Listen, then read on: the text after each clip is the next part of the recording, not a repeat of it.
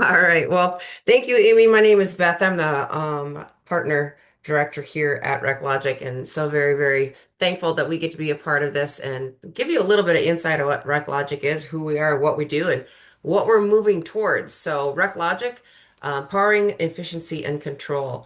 We've been around for quite a few years. We've actually had a product for 25 years within the GP space in the Microsoft ecosystem. And within that, we have well over 100 partners globally and 60,000 users globally. And that's growing every day because I'm out making sure that everybody knows the ReqLogic message and knows how to work with ReqLogic. So, what actually is our base and core? That is ReqLogic. And what is it? It's end-to-end procurement automation. So, we start with a requisition, and a requisition is saying, hey, you know what? I want something. And a person can create a requisition and have numerous lines on that requisition, and then that requisition can route for approval. We have unlimited levels of approval and unlimited approval paths. Once that requisition is fully approved, then a purchase order would be created. And from there, we can do automatic receiving and invoice match with our smart capture via OCR. We also have the ability to do personal expense in reimbursement. I have more exciting news that I'm going to share with you after I go through this quick demo. So, Amy, let's make sure that we can get this rocking and rolling. I'm going to share a different, well, we'll just pull it over and boop. You let me know if you can hear it, Amy. ReqLogic is a complete customizable Yes, we procurement can hear solution it. that can include receiving, invoice match, including smart capture with OCR, as well as personal reimbursement and expense. I have logged in today as a requisitioner who will create a requisition and route it for approval, and then upon final approval, show you how a purchase order is created. This is the dashboard that's been configured for this requisitioner. Each user can have their own configuration depending upon who they are and what they do. This user has the ability to see requisitions, invoices, expenses, and a few other tabs across the top. Also, the dashboard shows all the recent transactions, showing the transactions that are routing, approved, not submitted, or even in purchase order status. You can create a requisition by going into the requisition entry tab and requisition, or right from a shortcut, I can choose that from the main screen. When I choose my requisition entry, this shows me my header information for this requisition. I'm going to click on the plus sign to add a new requisition. This opens up my requisition entry header screen where anything that has a red line in front of the field is showing as required. I'm going to have a description of new office in Colorado. I don't need to choose a vendor because a requisition could have multiple vendors assigned to it, creating multiple purchase orders. Upon saving the head information, I am now able to enter in line item detail for the requisition. The first line that I'm going to choose is going to be an inventoried item. I can click on the search button, which will bring me up a list of all my inventoried items, or I can choose my favorites that I've marked within the list. I'm going to choose my Athens desk and bring that onto my requisition entry form. I'm going to choose that I need one of the Athens desks and go ahead and save that.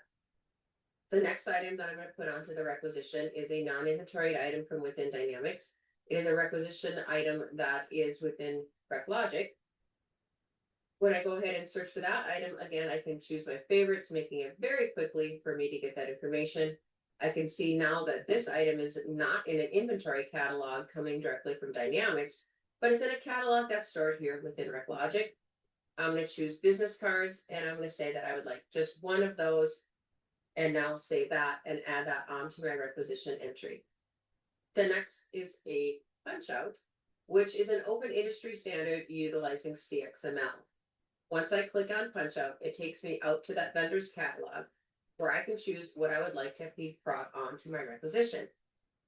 Punch out allows the vendor to set up information for you as their customer, your products, and your pricing.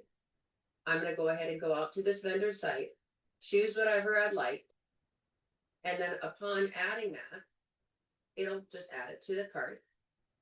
Once I'm in the cart, I can choose to check out, and that'll bring that line item onto my requisition entry form.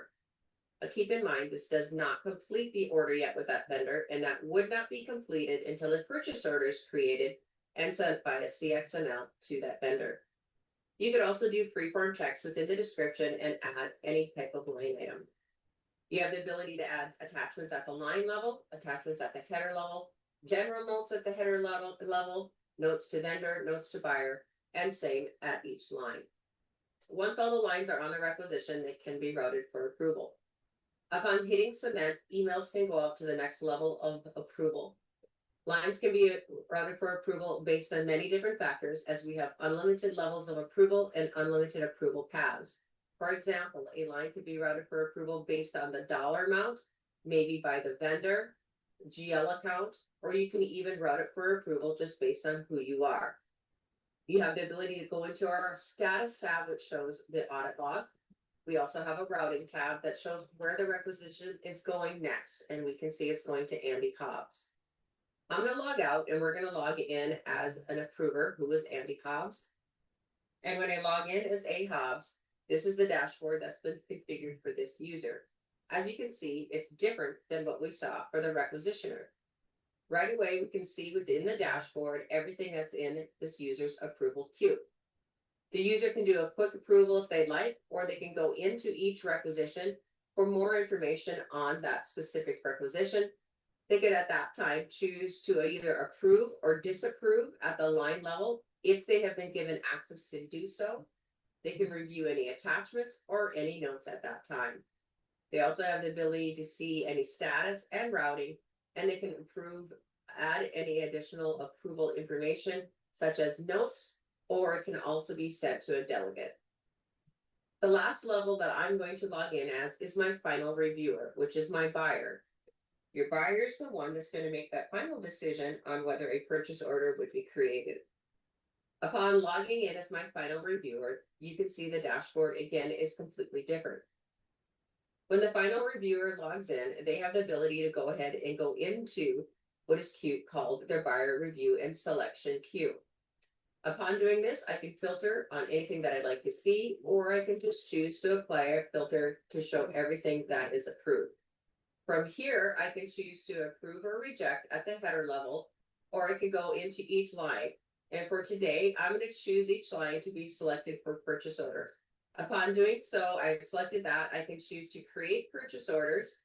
And when I do that, a purchase order will be created here, as well as it'll be created over in the ERP. The user also has the ability then to go in and look at the purchase orders through our purchase order report. You have also the option of doing receiving and invoice matching within ReqLogic, as well as personal reimbursement and expense. All right, well, I'm going to go ahead and come back to, oops, are you still there, Amy? I am. Perfect. Well, let's go ahead and go back. Now, can you see my ProjectLogic screen, Amy? I can.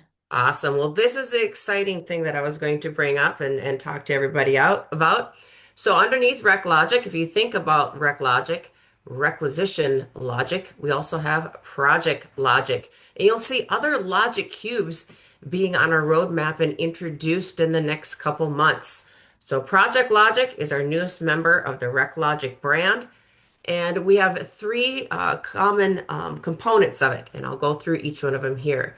The first is the project location shipping, which is something that seems to be a little bit of a gap in BC. So we have the project location, we have streamlined logistics and enhanced visibility and control.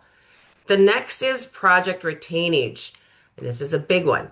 So retainage setup per job, as well as automated retainage calculation on invoices and retainage tracking on and reporting.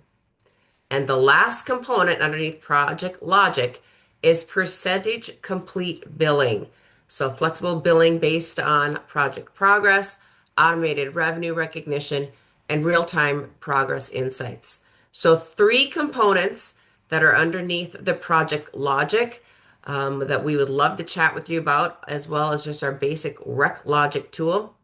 So for me, my suggestion would be your next steps would be to schedule a lunch and learn with me. You can always scan that QR code and get a demo booked as well. or shoot me an email. Would love to hear from you. Give me a call, or you can always reach out to Amy. Amy, thank you so much. Appreciate your time today. And again, if anybody has any questions, just let me know.